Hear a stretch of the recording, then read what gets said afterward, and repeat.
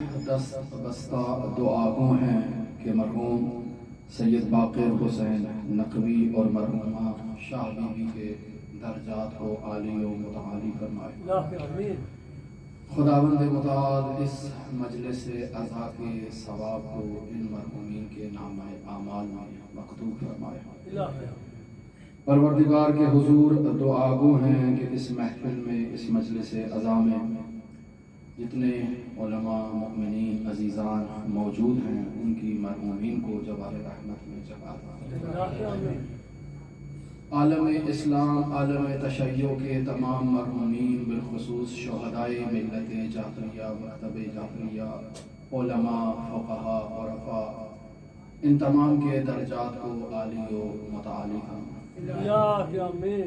پروردگار کے حضور دست بستہ دعا گو ہیں کہ جو مؤمنین مشکلات میں ہیں پریشانیوں میں ہیں اور اپنی مشکلات اور پریشانیوں کے لیے 8ویں امام کی بارگاہ میں دعا کے لیے ہمیں کہتے ہیں، پروردگار یہ سب زائرین ہیں، یہ سب علماء ہیں، یقیناً ان سب کو کسی نہ کسی نے امام رؤوف کی بارگاہ میں اپنی مشکلات کے حل کے لیے، اپنی بیماریوں کی شفا یابی کے لیے، اپنے بچوں کی شادی کی مشکلات کے حل کے لیے، اپنے کاروبار کی مشکلات کے حل کے لیے کسی نہ کسی دعا کو ہمارے سپرد لگا رکھا ہے۔ پروردگار ان تمام مؤمنین کی جملہ حاجات کو شرف قبولیت عطا فرمائے۔ امام علی ابن موسیٰ رضا علیہ آلاف و تحیت و ثنا کی رعفت اور کرم کا سایہ ہم سب پر قائم و دائم رکھے۔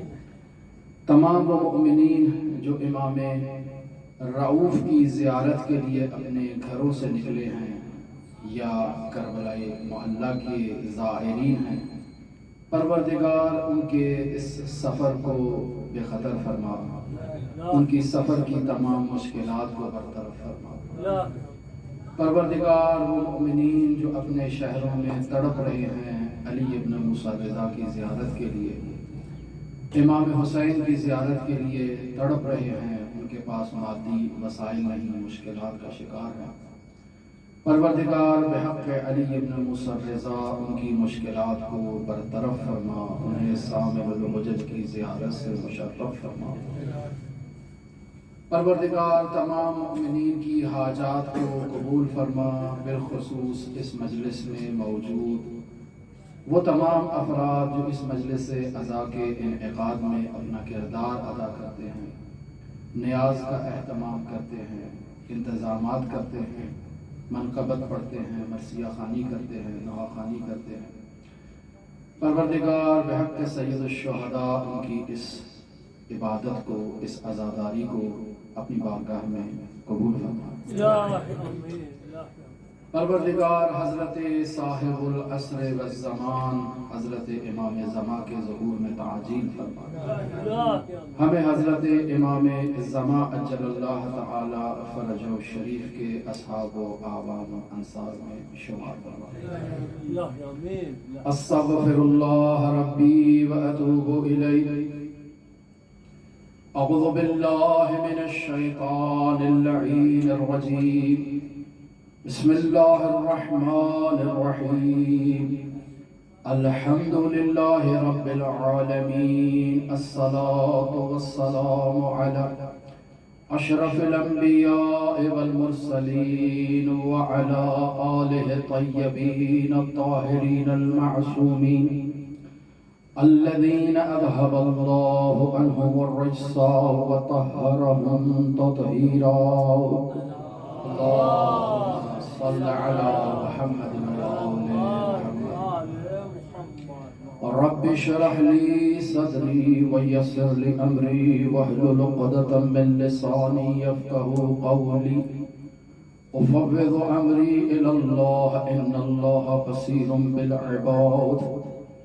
عن النبي صلى الله عليه وآله وسلم، إن الحسين مصباح الهدى والسفينة النجاة۔ درود پڑھ محمد وآل محمد۔ اللهم صل على محمد وآل محمد وعجل فرجهم۔ عزیزان محترم، عشرۂ محرم الحرام کے ان ایام عزا میں موضوع گفتگو رسول خدا صلی اللہ علیہ وآلہ وسلم کی اس نورانی حدیث کو قرار دیا کہ بیان ہوا شب معراج جب رسول خدا اس مرحلے پر پہنچے کہ جہاں کوئی نہ پہنچا تو عرش کی پیشانی پر مکتوب پڑھا کہ مکتوب ہے ان الحسین مصباح الہدی و سفینۃ النجات، حسین ہدایت کا چراغ اور نجات کی کشتی ہے۔ اس نورانی حدیث کو سرنامہ کلام قرار دیا اور اس حدیث کی روشنی میں کوشش یہ کی جا رہی ہے کہ عرفان عزا کو درک کیا جا سکے۔ موضوع نہایت ہی اہم اس وجہ سے ہو جاتا ہے کہ سید الشہداء کی شہادت کے بعد سے آج تک اس موضوع پر گفتگو رہتی ہے اور سید الشہداء کی نجات اور سید الشہداء جو غریق کو نجات عطا کرتے ہیں، جو ہدایت عطا کرتے ہیں، اس کی کیا حد ہے۔ اور پھر ہم لوگ خود تفسیر کرتے ہیں کہ یہ کام سید الشہداء سے بعید ہے، ایسا نہیں کر سکتے، اس کو شفاعت نہیں دیں گے، اس کو شفاعت دیں گے، اس کو نجات نہیں دیں گے، اس کو نجات عطا کریں گے، اور پھر یہاں تک بھی پہنچ جاتے ہیں بعض ہستیاں یا بعض حضرات کہ خود شہدائے کربلا میں کیڑے نکالنا شروع کر دیتے ہیں۔ لہذا موضوع کی اہمیت کو مد نظر رکھتے ہوئے اس عرفان عزا کو درک کرنے کے لیے کچھ عرائض جو ہمارے فقہا نے بیان کی، علماء نے بیان کی، ان سے استفادہ کرتے ہوئے آپ کی خدمت میں پیش کیا جا رہا ہے۔ بیان ہوا اب تک کی گفتگو میں، خلاصہ عرض کرتا چلوں آپ کی خدمت میں، عرفان اسلامی کہ جسے علماء شیعہ اور فقہائے شیعہ بیان کرتے ہیں، جس کے بارے میں مختصر گفتگو آپ کے ساتھ رہی، اور بالخصوص اس عرفان کا تذکرہ ہم کرنا مناسب سمجھتے ہیں کہ جس کے پیروکار مسلم شیعہ فقہا ہیں۔ غیر مسلم افراد کی تو بات ہی نہیں ہے، وہ تو ہماری گفتگو سے خارج ہے، اور نہ ہی کبھی ان کو موضوع بحث لاتے ہیں۔ غیر مسلم افراد ہیں، غیر معتبر افراد ہیں، کیا کرتے ہیں کیا نہیں کرتے ہیں وہ ان کا کام ہے، اور ہماری گفتگو کا محور ایسی شخصیات قرار پائیں تو میں سمجھتا ہوں کہ جو اہل بیت کے چاہنے والے، اہل بیت کے ماننے والے ہیں، وہ اغیار کے دروازوں پر نہیں جاتے، لہٰذا وہ تعلیمات جو اہل بیت علیہ السلام سے نقل ہوئی، علماء نے، فقہا نے ان تعلیمات سے فیض حاصل کیا اور اسے عرفان شیعی فقاہتی کے عنوان سے بیان کیا، اس کو اس عرفان عزا کے ساتھ مقایسہ کرنا چاہتے ہیں۔ یقیناً آپ لوگوں کو معلوم ہے کہ تاریخ تشیع میں ایسے گراں قدر فقہا گزرے ہیں کہ جو فقہی میدان میں اعلم تھے اپنے زمانے کے، اور سلوکی میدان میں، سیر و سلوک کے میدان میں بھی وہ پہلے نمبر کے اور درجہ اول کے عارف تھے۔ آغاز ہوا ملہ جولا سے، نہیں معلوم کون شخصیت ہے، فقیہ ہیں یا نہیں، لیکن وہاں ان سے متعلق بھی 3 اقوال ہم نے اپنی گفتگو میں بیان کیے کہ وہ کون سی شخصیت ہیں، اور تینوں شخصیتوں میں اس شخصیت پہ امام زمان کی عنایت بھی تھی اور وہ فقیہ بھی تھا، اور پھر اس نے آیت اللہ ششتری کو ہدایت دی اور آیت اللہ ششتری کو نجف اشرف کی طرف معمور کیا، اور پھر وہاں سے باقاعدہ آیت اللہ ششتری کے شاگردوں کا ایک سلسلہ شروع ہوا جو عرفان شیعی فقاہتی میں بیان کیا جاتا ہے کہ آیت اللہ ششتری ہے اور ان کے محضر سے فیض حاصل کرنے والی شخصیت وہ شخصیت ہے کہ جسے آپ لوگ اپنی علمی حلقوں میں خاتم الفقہاء والاصولیین کا نام دے کر شیخ انصاری کے عنوان سے یاد کرتے ہیں کہ شیخ انصاری ہفتے میں ایک دن آیت اللہ ششتری کے گھر مخفیانہ طور پر جاتے تھے اور ان سے فیض حاصل کرتے تھے۔ ملا حسین قلی حمدانی جو آیت اللہ شیخ مرتضی انصاری کے شاگرد ہیں، وہ کہتے ہیں کہ میں مشاہدہ کرتا ہوں استاد آیت اللہ شیخ مرتضی انصاری ہفتے میں کسی ایک جگہ پر جاتے ہیں، کہاں جاتے ہیں نہیں معلوم، ملا حسین قلی حمدانی بھی ان کے پیچھے جاتے ہیں، معلوم ہوتا ہے سید ششتری کے گھر گئے ہیں، دق الباب کرتے ہیں، کہتے ہیں استخارہ کروانے آیا ہوں۔ اب جب اندر جا کر دیکھتے ہیں تو معلوم ہوتا ہے کہ شیخ انصاری یہاں شاگرد ہیں اور سید ششتری استادی کا فریضہ انجام دے رہے ہیں، اور پھر جب علم اصول کے درس میں آتے ہیں تو وہاں شیخ مرتضی انصاری استاد ہیں اور سید ششتری شاگرد ہیں، اور پھر اس کے بعد یہ سلسلہ ملا حسین قلی حمدانی سے شروع ہوا، اور ملا حسین قلی حمدانی جو شیخ مرتضی انصاری کے شاگردوں میں ممتاز ترین شاگرد تھے، انہیں باقاعدہ سید ششتری نے اپنا جانشین قرار دیا، اور حوزہ علمیہ نجف اشرف میں ملا حسین قلی حمدانی نے 300 اولیاء کی تربیت کی کہ وہ 300 کے 300 فقیہ اپنے زمانے کے مجتہد تھے۔ اور پھر وہاں سے آپ دیکھیں کہ یہ سلسلہ آگے چلا، اور پھر آپ دیکھتے ہیں آیت اللہ بہجت اسی مشرب سے تعلق رکھتے ہیں، شیخ آیت اللہ عرض کروں محمد حسین طباطبائی مفسر عظیم الشان اسی مکتب فقہ سے تعلق رکھتے ہیں، مرجعیت عظمیٰ سید شہاب الدین مرعشی نجفی اسی مکتب سے تعلق رکھتے ہیں، اور پھر آپ دیکھیں تو گراں قدر شخصیات، گراں قدر فقہاء، یہی حرم مطہر حضرت امام علی بن موسیٰ رضا علیہ آلہ فطحیت وسلام میں مدفون مرجعیت فقیہ تہران آیت اللہ تقی عاملی کا شمار بھی اسی مکتب سے ہے، کہ جس کے لیے مرحوم ان کے استاد نے کہا تھا کہ اگر انسان اپنی زندگی کا آدھا حصہ استاد کو درک کرنے میں گزار دے اور آدھی زندگی گزارنے کے بعد اس کو استاد مل جائے تو اس نے عمر ضائع نہیں کیا۔ تو وہاں آپ دیکھتے ہیں کہ فقہ میں ایک فقیہ ہے جامع الشرائط کی تکلیف کی جاتی ہے، تو یہاں ایک جامع الشرائط فرد کو استاد انتخاب کیا جاتا ہے۔ وہ جو فرقہ انحرافی ہیں ان کی گفتگو نہیں ہے، یہ وہ مکتب ہے جو قال الصادق و قال الباقر سے معارف کو اخذ کرتا ہے اور ان پر عمل کرتا ہے۔ لہذا بیان ہوا مرحوم امام خمینی رحمۃ اللہ علیہ نے اللہ کی طرف سفر کے 4 مرحلے جو سلوک کی کیفیت ہے، جسے مرحوم امام خمینی نے بیان کیا، اسے ہم بیان کر چکے آپ کی خدمت میں، کہ سب سے پہلے انسان کے اندر ایک ایسی حالت ہوتی ہے جب وہ اللہ کی طرف قدم بڑھاتا ہے تو مجذوب ہو جاتا ہے۔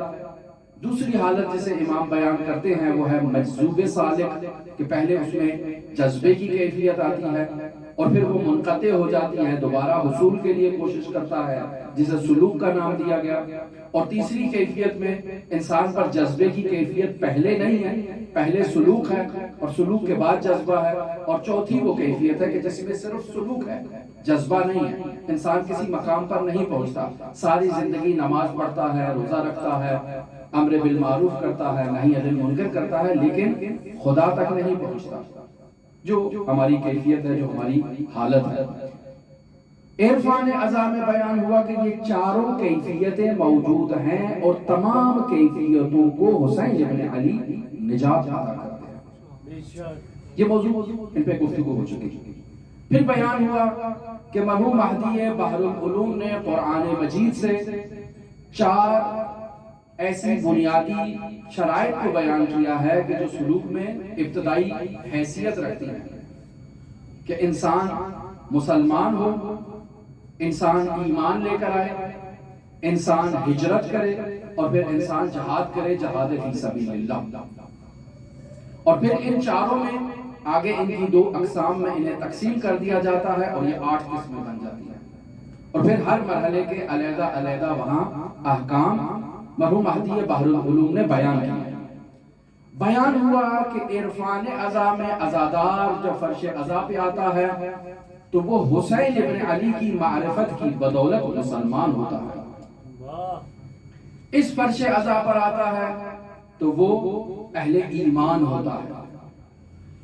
اس فرش عزا پر آتا ہے تو وہ مہاجر ہوتا ہے، اور اس فرش عزا پر آتا ہے تو وہ مجاہد فی سبیل اللہ ہوتا ہے۔ اور بیان ہوا کہ انسان جب ہجرت کرتا ہے تو ہجرت ظاہری بھی ہے اور باطنی بھی ہے۔ ہجرت ظاہری آپ سب نے کی ہے، اپنے وطنوں کو چھوڑ کر یہاں آئے ہیں اور آ کر تحصیل علم کر رہے ہیں سامن الحجج کی بارگاہ میں، یہ بھی ہجرت ہے۔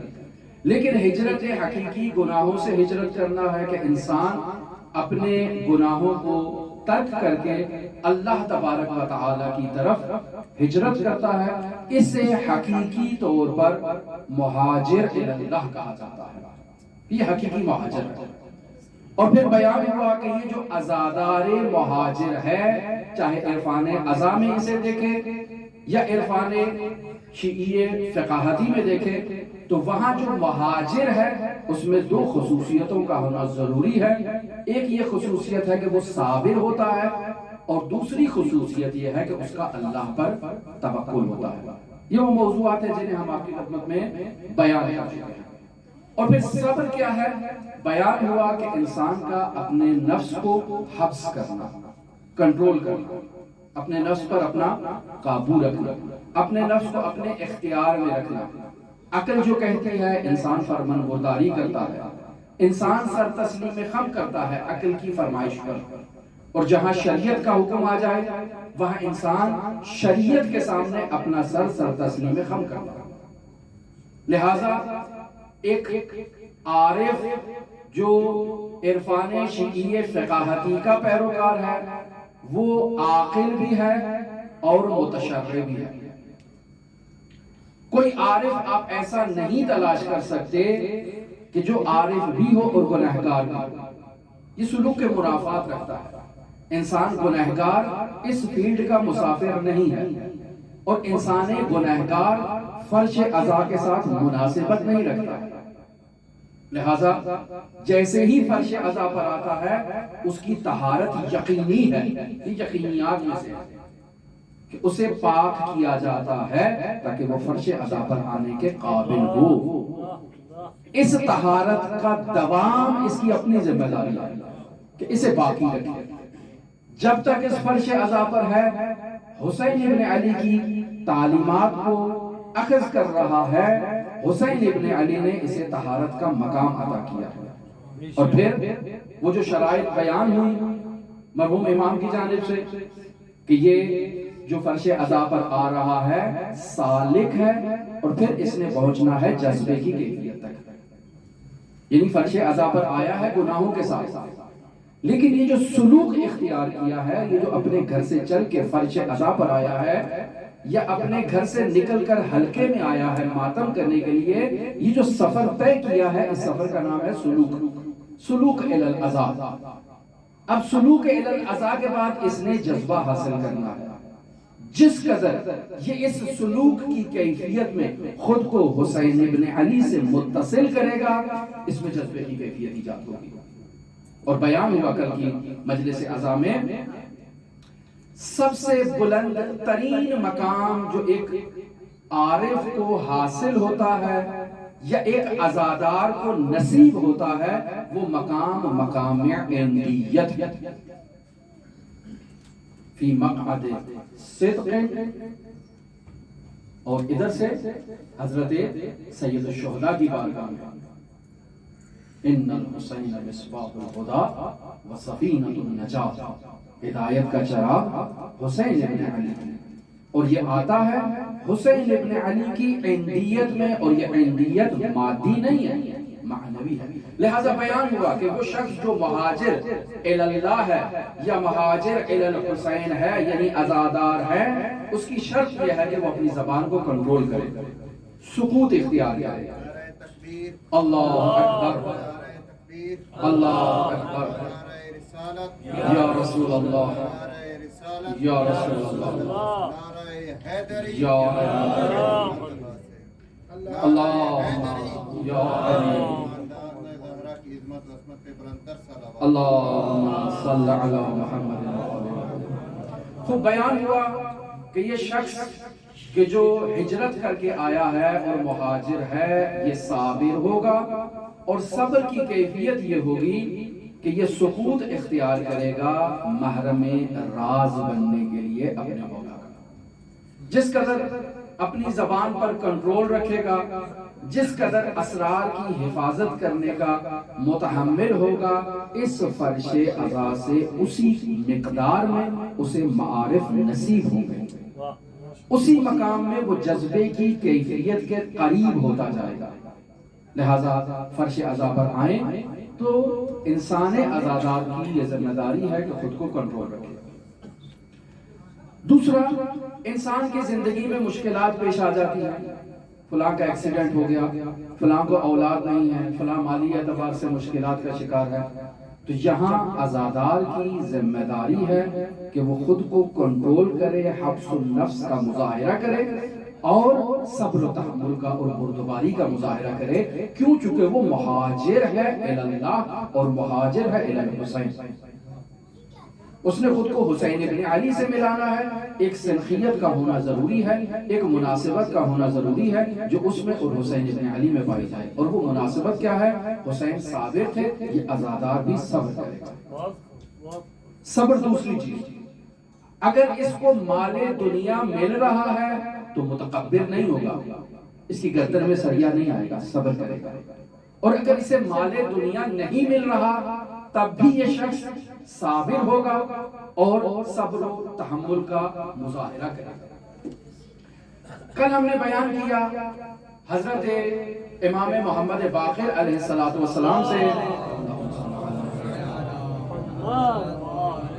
وہ نورانی حدیث جو خاک شفا سے متعلق تھی، کتاب مزار ہے اور صفحہ نمبر 364 ہے، وہاں سے وہ حدیث نقل کی تھی۔ کل ظاہراً حوالہ دینے میں اگر کوئی غلطی ہوئی ہو تو بہار الانوار مرحوم مجلسی کی ہے، جلد نمبر 98 ہے اور صفحہ نمبر 138، بہار الانوار دار احیاء التراث، وہاں سے اس حدیث کو نقل کیا تھا، اور حدیث میں یہ جملہ تھا فَإِذَا عَلِمَ اللَّهُ مِنْكَ صِدْقَ النِّيَّةِ، جب اللہ تمہارے وجود میں نیت کی صداقت کو مشاہدہ کر لے گا، لم يسعد معك في الثلاث قبضات الا 7 مساقیل، کہ تم جب وہ 3 انگشت سے اس خاک شفا کو اٹھاؤ گے، تو جب بھی تم ان 3 انگشتوں سے خاک شفا کو اٹھاؤ گے تو وہ 7 مسقال ہوگی۔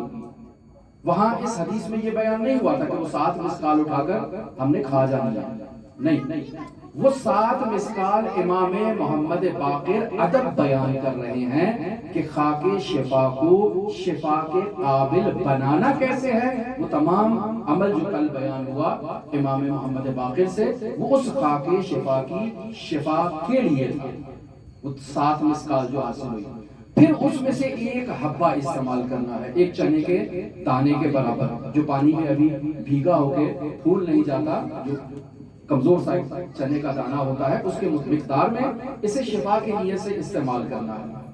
اور امام نے فرمایا کہ اگر تم دنیاوی مشکلات میں ہو تو خاک شفا تمہاری دنیاوی مشکلات کو برطرف کر دے گی، ہر قسم کے مرض میں مبتلا ہو یہ خاک شفا تمہیں شفا عطا کرے گی، غم و حزن میں مبتلا ہو یہ خاک شفا تمہارے حزن کو برطرف کرے گی، اور بہت سارے موارد اس کے متعلق وہاں پر موجود ہیں۔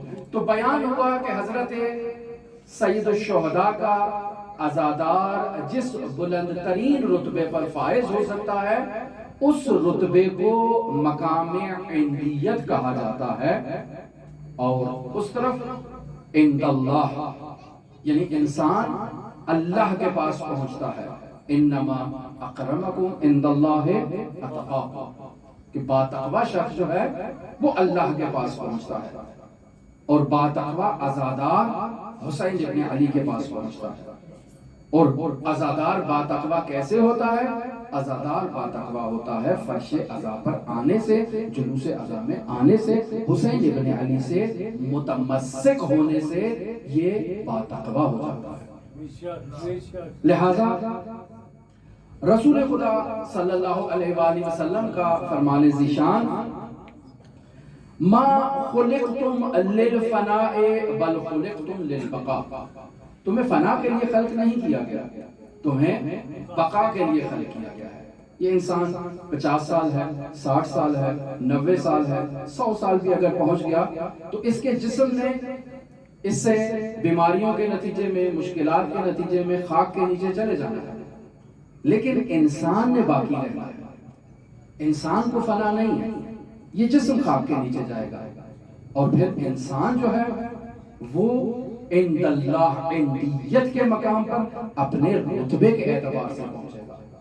جس قدر اس نے طہارت اختیار کی ہے، جس قدر اس نے پاکیزگی اختیار کی ہے، یہ عندیت کے مقام پر اسی رتبے کے اعتبار سے پہنچے گا۔ پس انسان کو فنا کے لیے نہیں، انسان کو بقا کے لیے خلق کیا گیا ہے۔ عزادار بھی باقی ہے، سالک بھی باقی ہے، وہ اللہ کے پاس موجود ہے، یہ حسین ابن علی کے پاس موجود ہے۔ حسین ابن علی کے پاس موجود ہے، اس کا یہ مطلب نہیں کہ یہ اللہ سے دور ہے۔ مقام عندیت ابا عبداللہ وہی مقام عندیت حق متعال ہے، اس میں تفاوت نہیں ہے، لیکن یہ حسین ابن علی کے ذریعے سے خداوند متعال کے قریب پہنچا ہے، عندیت کے مقام پر پہنچا ہے۔ اور عندیت میں آپ سے کہا جائے کہ یہ مائک اٹھا کر وہاں سائٹ پہ رکھ دیں تو کیا ہوگا کہ بھئی یہ مائک جو ہے وہ اس دیوار کے پاس ہے، یہی کہا جائے گا نا کہ یہ مائک اس دیوار کے پاس ہے۔ وہ دیوار بھی مادی ہے، یہ مائک بھی مادی ہے، یہ دونوں ایک دوسرے کے پاس ہو سکتے ہیں۔ عند کا ترجمہ جب آپ کریں گے تو وہی پاس کریں گے۔ اللہ کے پاس ہے تو اس کا مطلب ہے کہ انسان جو باتقوی ہے وہ اللہ کے پاس ہے، اس کا مطلب ہے اللہ بھی اس دیوار کی طرح ہے اور انسان اس کے پاس چلا جائے گا ایسے نہیں۔ یہاں قرب مادی نہیں ہے، یہاں قرب معنوی ہے۔ انسان اگر اس مائک کی طرح ہو، مادی ہو، اور اللہ اس دیوار کی طرح ہو، اور پھر جیسے یہ مائک اٹھا کر دیوار کے پاس رکھ دیا جائے تو کہا کہ دیوار کے پاس ہے، عند الجدار، جدار کے پاس ہے یہ مائک۔ اللہ کے پاس باتقوی انسان کی عندیت ایسے نہیں ہے، انسان کا بدن خاک کے نیچے ہے، جبکہ انسان کی حقیقت عند اللہ، اللہ کے پاس ہے، اللہ کے جوار میں۔ جس قدر انسان نے اپنی حقیقت کو تہذیب دی ہوگی، اپنی حقیقت کو آراستہ کیا ہوگا، وہ عندیت کے مقام پر پہنچے گا۔ اور جس قدر عزادار نے خود کو حسین ابن علی سے ہم آہنگ کیا ہوگا، وہ اس قدر عندیت ابا عبداللہ کے قریب ہوگا، اس قدر امام حسین کے قریب ہوگا۔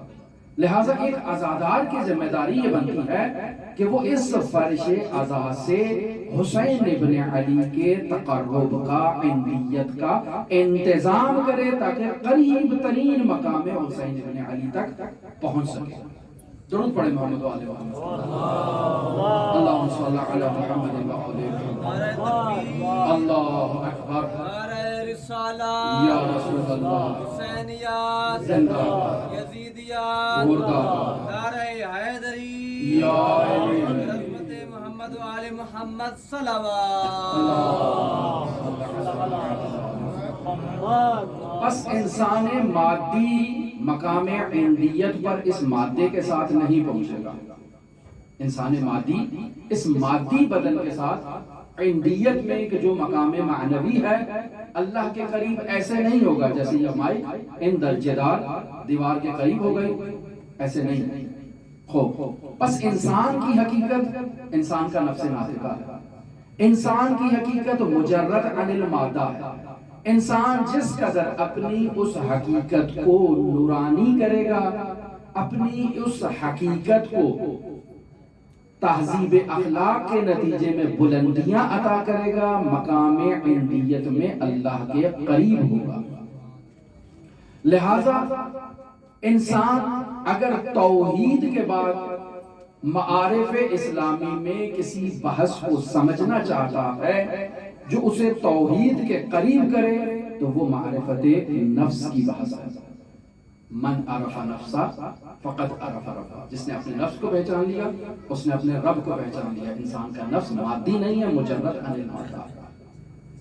اور معرفت نفس کو اس کی ثقیل اور پیچیدہ بحثوں کو سمجھنا ہے تو آئے اساتید حوزہ کے پاس اور ان سے سیکھیں، عیون مسائل نفس کا مطالعہ کریں.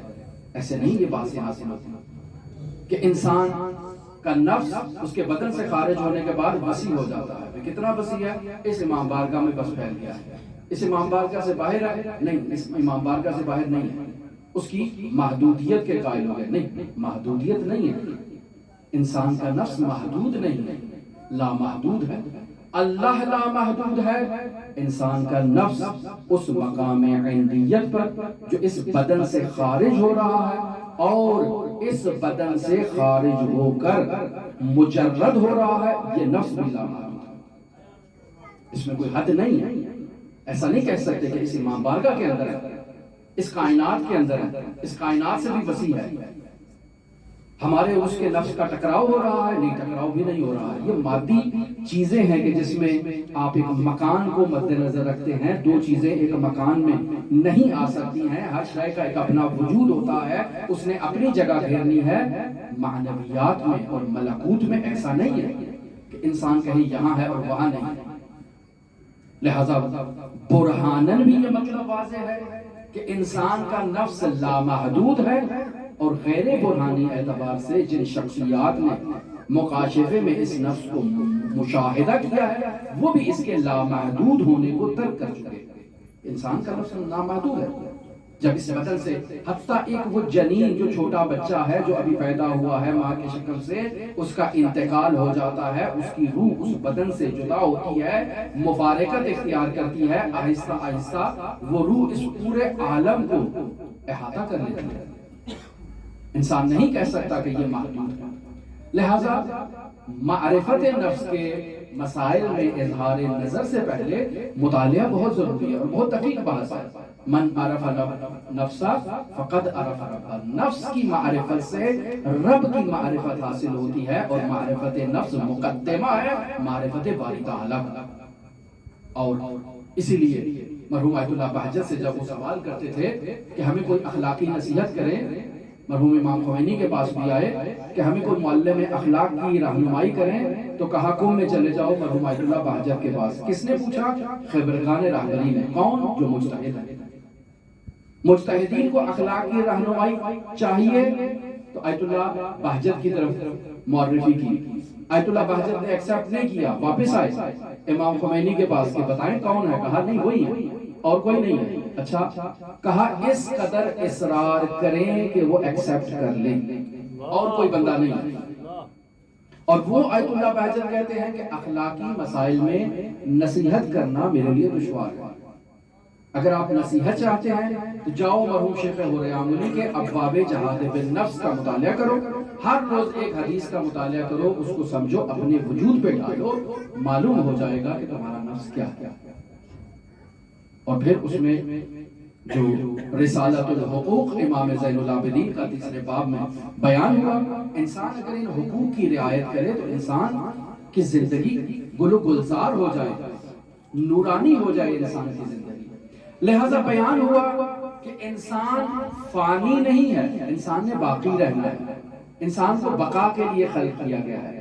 اب یہ انسان کی ذمہ داری ہے کہ یہ اپنے وجود کو نورانی تر کرنے کے لیے، خود کو خدائی رنگ دینے کے لیے، خود کو حسینی رنگ دینے کے لیے صبغت اللہ اختیار کرے، اللہ کا رنگ اختیار کرے، عمل انجام دے، وہ عمل انجام دے کہ جو اس انسان کو زیادہ خدا کے قریب کر سکتا ہے اور مقام عندیت پر خداوند متعال کے قریب کر سکتا ہے۔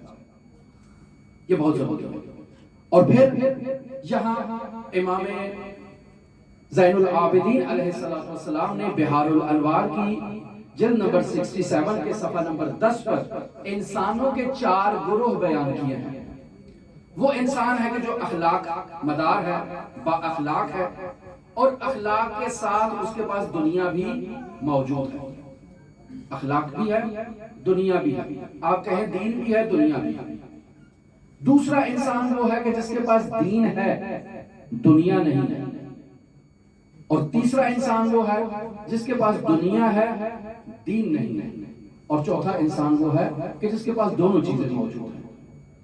اور حقیقت میں یہ انسان کہ جس کے پاس دونوں چیزیں موجود ہیں، اسے نور علی نور سے تعبیر کیا گیا ہے کہ اس کے پاس 2 نور موجود ہیں۔ اب انسان کے پاس مال موجود ہے، اس مال سے انسان خود کو مزید آراستہ کرتا ہے، فرش عزا کو بچھانے میں اپنے مال کو خرچ کرتا ہے، تو یہ مال اس کے نور میں اضافے کا باعث بنے گا، انسان کے مزید نورانی ہونے کا باعث بنے گا۔ انسان کو بہت اچھا قورمہ پسند ہے، کھاتا ہے تاکہ اس کے جسم کو تقویت حاصل ہو جائے، مضبوط ہو جائے، یہ فنا ہے۔ یہ قورمہ کھانا انسان کے لیے فنا کا باعث ہے، انسان کی بقا کا باعث نہیں ہے، وہ بھی مادی ہے اور انسان کا جسم بھی مادی ہے۔ قورمہ کھایا، پیٹ میں گیا، مادے کو تقویت ہوئی، 1 یا 2 دن بعد انسان کے وجود سے خارج ہو گیا، جہاں اس کے بدن میں ضرورت تھی وہاں وہ لگ گیا اور ختم ہو گیا، فنا ہو گئی اس کو۔ لیکن اگر یہی قورمہ فرش عزا پر آ کر حسین ابن علی کی نیاز کے طور پر کھاتا ہے تو یہ فنا نہیں ہوگا، یہ باقی ہوگا۔ نعرہ حیدری، یا اللہ، نعرہ صلوات، اللہم صلی علی محمد وآل محمد۔ بس انسان اگر مال رکھتا ہے اور اس مال سے انسان اپنے مادی بدن کی تقویت کرتا ہے تو فنا ہے، لیکن اگر اس مال کو اپنے جسم پر خرچ کرتا ہے اس نیت سے کہ یہ مال اس کے بدن پر لگے گا، اس کا بدن مضبوط ہوگا، وہ بہتر عزاداری کر سکے گا، تو یہ فنا نہیں، یہ بقا کا مسئلہ ہے۔ لہذا انسان کی ذمہ داری ہے کہ وہ خود کو بقا کے لیے آمادہ کرے اور اپنی بقا کو بقا تر کرنے کے لیے، نورانی تر کرنے کے لیے اپنے مال کو ایسی راہ میں خرچ کرے، اپنے وجود میں ایسی جگہ پر خرچ کرے کہ جس سے اس کا یہ مادی وجود باقی رہے۔ اور انسان کو قبر میں اتار دیا جاتا ہے، اور یہ ہم بعض لوگ کہتے ہیں کہ اس کو کیڑے کھا جائیں گے، نہیں، انسان کا نفس اگر بقا کے ساتھ ہے تو یہ نفس ہرگز اجازت نہیں دے گا کہ اس کے بدن کو کوئی تکلیف پہنچا سکے۔ انسان کا بدن اس کے نفس کی وجہ سے قبر میں باقی رہتا ہے۔ آپ دیکھیں بھئی فلاں صحابی کو نکالا اتنے سالوں کے بعد، اس کا بدن سالم تھا، فلاں شہید کو نکالا، ایران عراق جنگ کا کوئی شہید ہے، اس کو نکالا، وہ بھی صحیح و سالم، مرحوم شیخ صدوق کو نکالا، صحیح و سالم، حر ابن یزید رہائی کو نکالا، صحیح و سالم۔ کیوں صحیح و سالم ہے؟ القاعدہ بدن مادی ہے، اگر یہ مادی بدن قبر میں اتارا جائے، مٹی میں اتارا جائے، تو اس مٹی کا لازمہ یہ ہے کہ یہ ادھر اس بدن کو فاسد کر دی جائے، آہستہ آہستہ اس بدن کو نابود کرے۔ کون ہے کہ جو اس بدن کو باقی رکھتا ہے؟ انسان کا نفس ناطقہ۔ انسان نے اپنے مال کو، اپنی دنیا کو اپنی بقا کے لیے خرچ کیا، اب جب مال بقا کے لیے خرچ کیا ہے، اس کا نفس ناطقہ مضبوط ہو چکا ہے، وہ ہرگز اس بات کی اجازت نہیں دے گا کہ اس کا بدن نابود ہو جائے، فاسد ہو جائے۔ کیوں؟ چونکہ انسان کو جو یہ کمال حاصل ہوا ہے وہ اس بدن کی وجہ سے ہوا ہے۔ ہل جزاء الاحسان الا الاحسان۔ انسان کا نفس ناطقہ اس بدن کو باقی رکھتا ہے، اس سے مرتبط رہتا ہے۔ یہ ادنا توجہ جو انسان کے نفس ناطقہ کی اس کے بدن کے ساتھ ہے، یہ اس کو باقی رکھتی ہے، اس بدن کو نابود نہیں ہونے دیتی۔ لہذا انسان کی ذمہ داری ہے کہ وہ اپنے مال کو ایسی جگہ پر خرچ کرے کہ جہاں سے اس کے روحانی پہلو اور روحانی بعد کی تقویت ہوتی ہے، اور انسان نور ہو جاتا ہے، نور علی نور کا مصداق ہو جاتا ہے۔ لہذا اگر انسان فرش عزا کو بچھانے میں، فرش عزا کو ترویج کرنے میں، کتابوں کو تحریر کرنے میں، جس سے سید الشہداء کا پیغام آگے پہنچے، یہ مال فنا نہیں ہو رہا بلکہ بقا کی طرف جا رہا ہے، اور انسان کو بقا عطا کر رہا ہے، انسان کو نورانی کر رہا ہے، انسان کو اس مقام عندیت کی طرف لے کر جا رہا ہے جو عندیت سید الشہداء ہے، اور عرفان عزا میں اسے درک کرنا بہت ضروری ہے۔ اور مقام عندیت تک پہنچنے کے لیے یہی کمالات ہیں۔ انسان کے پاس پیسہ ہے، جائیداد ہے، پراپرٹی ہے، انسان اگر اس کو خرچ کرتا ہے تو وہ ختم ہو جاتی ہے، لیکن انسان کے پاس علم ہے، جس قدر خرچ کرے گا وہ کبھی ختم نہیں ہوگا۔ کیوں؟ چونکہ علم مادی نہیں ہے، مال مادی ہے۔ مال کو خرچ کرنے سے کمی آتی ہے، لیکن علم کو خرچ کرنے سے کمی نہیں آتی ہے۔ اگر مال کو انسان ملکوت تک پہنچانے میں مال کو ملکوتی کر لے تو یہ مال انسان کے لیے باقی رہے گا، انسان کے لیے ذخیرہ عقبہ قرار پائے گا۔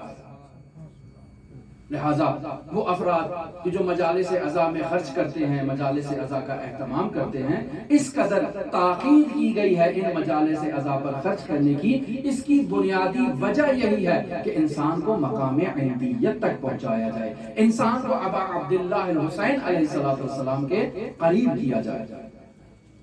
لہذا انسان ملکوتی ہے۔ جب انسان عالم ملکوت میں جاتا ہے تو عالم ملکوت میں جانے کے لیے، انسان کے ملکوتی ہونے کے لیے بیان ہوا کہ انسان کو حبس النفس کرنے کی ضرورت ہے، جو کل بیان میں چکا کہ الصبر حبس النفس۔ صبر کسے کہتے ہیں؟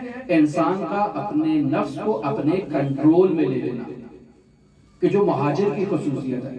انسان مہاجر اللہ اپنے نفس کو کنٹرول کرتا ہے، صبر کا مظاہرہ کرتا ہے۔ انسان مہاجر الحسین بھی اپنے نفس کو کنٹرول کرتا ہے، صبر کا مظاہرہ کرتا ہے، بردباری کا مظاہرہ کرتا ہے، اپنی زبان پر کنٹرول کرتا ہے، مشکلات و شدائد میں صبر و تحمل اور خندہ پیشانی کا مظاہرہ کرتا ہے۔ انسان کو دکھ، درد، تکلیف ہے، صبر و تحمل کا مظاہرہ کرتا ہے۔ بیماریاں لاحق ہو چکی ہیں، صبر و تحمل کا مظاہرہ کرتا ہے۔ مشکلات ہیں، کسی کے آگے سوال نہیں کرتا، صبر و تحمل کا مظاہرہ کرتا ہے۔ جب انسان ان صبر و تحمل کا مظاہرہ کرے، اس انسان کو مہاجر کہا جاتا ہے۔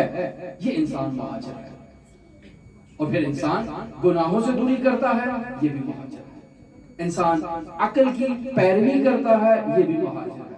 انسان واجبات پر عمل کرتا ہے، محرمات کو ترک کرتا ہے، یہ انسان بھی مہاجر ہے۔ اور یہی انسان سلوک اللہ یا سلوک الحسین میں عندیت کے مقام پر فائز ہوگا۔ درود پڑھیں محمد والے محمد، اللہم صلی علی محمد۔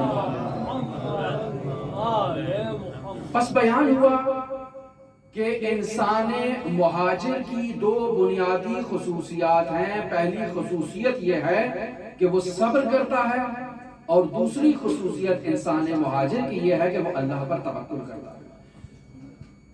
انسان صبر کرتا ہے، یعنی انسان وہ تمام امور جو صبر کے منافی ہیں ان کا اپنے وجود سے قلاقمہ کرتا ہے، اپنے وجود سے انہیں دور کرتا ہے۔ اور پھر جب انسان اس مرحلے پر پہنچ جاتا ہے کہ اپنے وجود سے مادیت کا خاتمہ کر لے، تو ایسا انسان حقیقی معنی میں اپنے امام کے قریب ہوتا ہے۔ اور امام کون؟ امام وقت کے قریب ہوتا ہے، جسے امام زمان کہتے ہیں، جو حسین ابن علی کے دور میں تھے، وہ مقام عندیت پر پہنچے اور حضرت سید الشہداء کا انہوں نے قرب حاصل کیا. سید الشہداء کا انہوں نے قرب حاصل کیا یعنی پاکیزہ ہو گئے, یعنی طیب و طاہر ہو گئے, یعنی ان میں کسی قسم کا عیب اور نقص نہیں پایا. اب اگر کوئی کہے کہ ان میں عیب ہے, ان میں نقص ہے, ان میں برائی ہے, ٹھیک ہے سید الشہداء کے صحابی ہیں لیکن عیب بھی ہے, تو وہ شخص اپنا علاج کرائے, اسے ڈاکٹر کی ضرورت ہے, وہ بیمار ہے, اس کو خود اس بات کی سمجھ نہیں ہے, جہل مرکب کا شکار ہے, اپنا علاج کروائے. مقام عندیت ابا عبداللہ الحسین میں حسین ابن علی کا کوئی صحابی بیمار نہیں تھا, نہ اخلاقی بیماری کا شکار تھا. حسین ابن علی نے اس کو نجات عطا کی. اور یہ اس بات کی دلیل ہے کہ فرش عزا پر جو عزادار آتا ہے, اگر وہ مقام عندیت کو سمجھ کے حسین ابن علی کے قریب ہو جائے, حسین ابن علی اسے ویسے ہی اس مقام عندیت سے پاکیزہ کریں گے جیسے حر ابن یزید ریاحی کو کیا. اور یہ ہمارا کام نہیں ہے کہ ہم لوگوں کے بارے میں قضاوتیں کرتے رہیں, فیصلے کرتے رہیں اور لوگوں کے بارے میں اپنی رائے کا اظہار کریں. یہ حسین ابن علی کا معاملہ ہے. ان الحسین مصباح الہدی و سفینۃ النجات, حسین ہدایت کا چراغ ہے اور نجات کی کشتی ہے. یہ آیا ہے, اس نے چراغ ہدایت کو جلتا دیکھا, اس چراغ ہدایت کی طرف متوجہ ہوا, اس نے سلوک کیا, صبر کیا, چراغ ہدایت کی طرف قدم بڑھائے, چراغ ہدایت کے نیچے پہنچ گیا. اب آپ کیسے کہہ سکتے ہیں کہ یہ گمراہ ہے, اسے ہدایت نصیب نہیں ہوئی. اگر اسے چراغ ہدایت کے نیچے آنے کے بعد اسے روشنائی نصیب نہ ہو تو نقص چراغ کی طرف سے ہے یا اس کی طرف سے ہے؟ یہی کہیں گے نا کہ چراغ میں وہ توان نہیں تھی کہ اس کو روشنائی عطا کر دیتا. تو حسین ابن علی کی طرف ایسی نسبت دینا یہ شایع نشان نہیں ہے. حسین ابن علی نے ہدایت عطا کر دیا. یا غریق ہے, دریا میں غرق ہو رہا ہے, دور سے دیکھا کشتی نجات ہے, یا حسین کہا, حسین ابن علی نے اسے اپنی کشتی میں سوار کر لیا. آپ کہیں کہ نہیں, یہ سوار ہوا تو ہے لیکن ابھی اس میں مسئلہ ہے, حسین ابن علی اسے نجات نہیں دے سکتے اس وجہ سے, تو اس کا مطلب ہے ہم اس شخص میں عیب نہیں نکال رہے, ہم حسین ابن علی میں عیب نکال رہے. حسین ابن علی نجات کا راستہ ہے. لہذا مقام عندیت پر جب انسان اپنے وجود کو لے جاتا ہے, اپنے وجود کو ابا عبداللہ کے لیے خالص کر دیتا ہے, تو یہ انسان حقیقی معنی میں قرب سید الشہداء میں داخل ہو چکا ہے. سید الشہداء کی نجات, سید الشہداء کی شفاعت اسے نصیب ہو جاتی ہے. اور بیان ہوا مفسر عظیم شان قرآن سے کہ جب یہ بینر انسان کی شفاعت کرتے ہیں, جو یہ کپڑا ہے, یہ پارچہ ہے جس پہ کچھ آیات لکھی ہیں, جس پہ کچھ کلام لکھا ہے, یہ انسان کی شفاعت کرنے کی صلاحیت رکھتا ہے, تو حسین ابن علی تو مافوق ہے. حسین ابن علی کے لیے ایسی بدگمانی کرنا, انسان کی در واقع اپنے وجود کے اندر جو بدگمانیاں موجود ہیں ان کا اظہار ہے, بیان کرنا ہے کہ میرے اندر یہ خباثتیں موجود ہیں, اپنی اندر کی خباثت کا اظہار ہے. وگرنہ حسین ابن علی نور ہے. جو حسین ابن علی کے نور کی طرف متوجہ ہو کر حسین ابن علی کے چراغ ہدایت کے نیچے آ جائے, وہ تاریک نہیں ہوتا, نورانی ہو جاتا.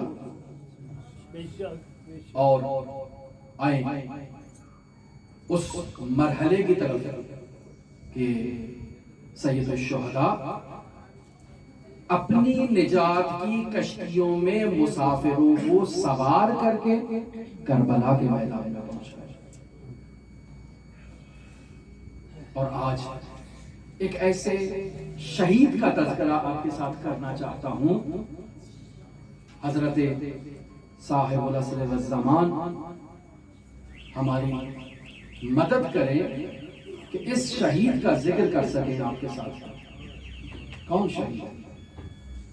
وہ شہید کہ جو خود چل کے میدان جہاد میں جانے کی صلاحیت نہیں رکھتا,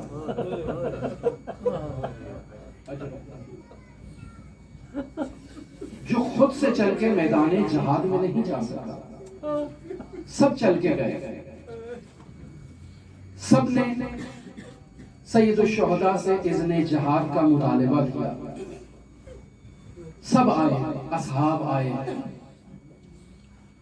بنی ہاشم آئے، سب نے آ کر سید الشہداء کے قدموں کا بوسہ دیا، سب نے اجازت طلب کی کہ ہمیں جہاد پر جانے کی اجازت دی جائے، ہمیں شہید ہونے کی اجازت دی جائے۔ لیکن آج ایسے شہید کا تذکرہ کر رہے ہیں کہ جس نے اپنے زبان حال سے سید الشہداء سے اذن جہاد مانگا۔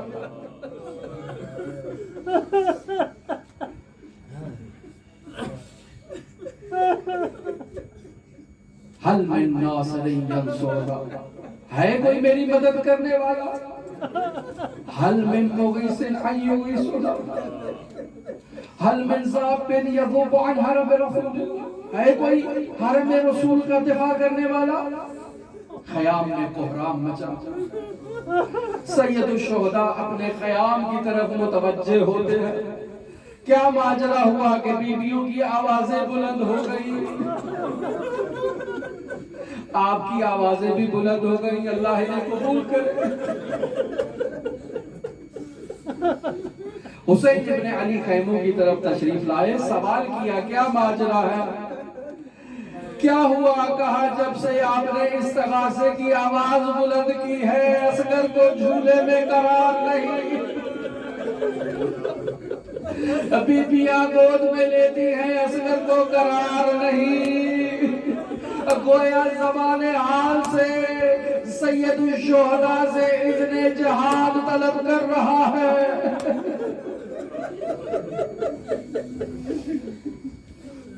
کہا تو اصغر کو تو میں اسے پانی پلانا۔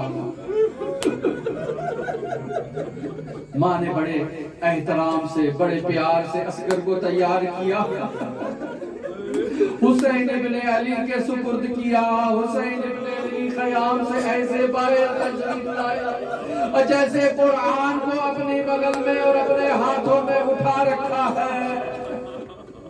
اشقیاء کی طرف متوجہ ہوتے ہیں، اشقیاء سے مکالمہ کرتے ہیں کہ بھئی دیکھو اس مجاہد کو لے کر آیا ہوں جو اپنے پیروں سے چل کر نہیں آیا، اب میرے اصحاب کو مار دیا، وہ اپنے پیروں پر چل کے آئے، اب میرے اکبر کو مار دیا، وہ بھی پیروں پر چل کے آئے، اب میرے اولو محمد کو مارا، میرے قاسم کو مارا، وہ سب خود چل کے آئے تھے۔ یہ وہ شہید آ رہا ہے جو اپنے پیروں پر چل کے نہیں آ رہا۔ اِن لم ترحمونی فرحموا هذا الطفل، اگر تم کو مجھ پہ رحم نہیں آتا، یہ ششماہ علی اصغر ہے، اس علی اصغر پر کچھ رحم کھا لو۔ اما ترون کیف یتلظی، کیا تم نہیں دیکھ رہے کہ یہ اصغر پیاس کی شدت سے کیسے بلبلا رہا ہے؟ اس کیفیت کی طرف اشارہ کیا کہ جب مچھلی کو پانی سے نکالتے ہیں تو کیسے تڑپتی ہے، جب تک جان ہے تڑپتی رہتی ہے، اور جب جان ختم ہو جائے تو اپنے منہ کو کھولتی ہے اور بند کرتی ہے۔ اصغر کی ایسی کیفیت ہے کہ اپنا منہ کھولتے ہیں اور اپنا منہ بند کرتے ہیں۔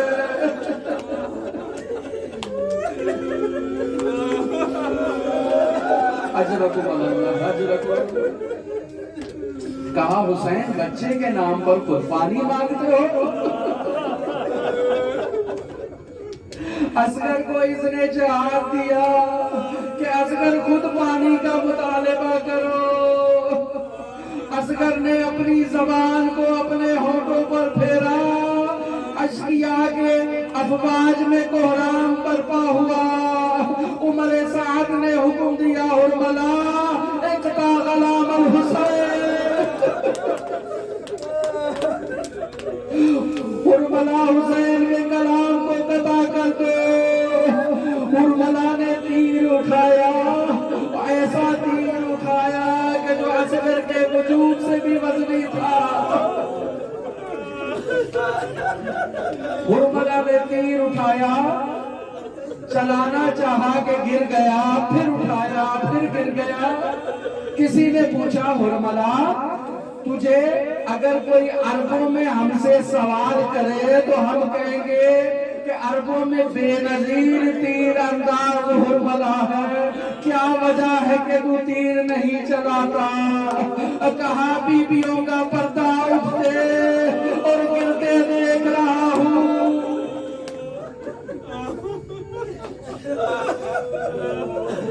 ہرملہ نے تیر چلایا اور وہ تیر شہزادے کے حلق میں پیوست ہوا۔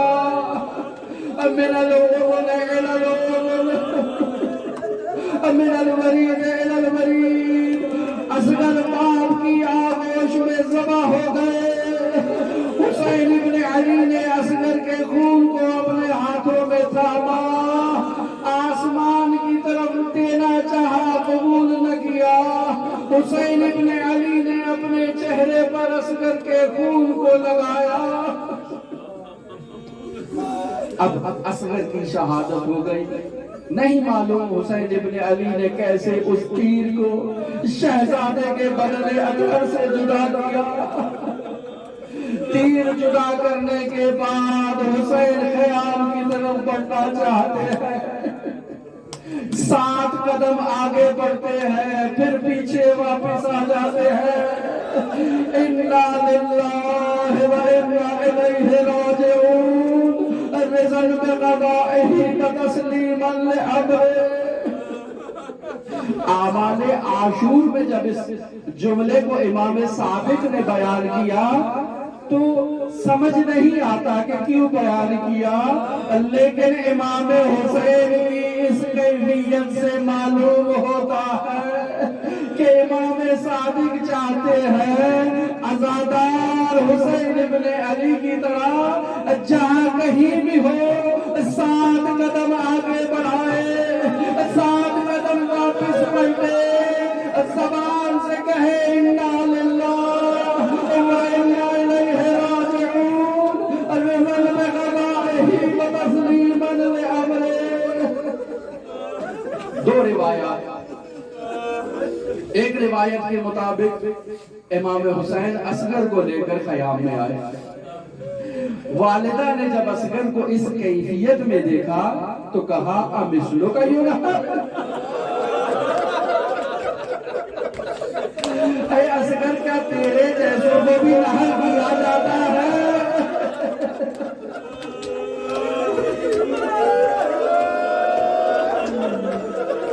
عزاداروں نہر کس حیوان کو کیا جاتا ہے؟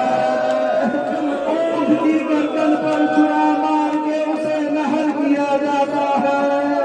یہاں اصغر کی گردن پر 3 شعبے شیر کو مار کر اصغر کو نہر کیا گیا۔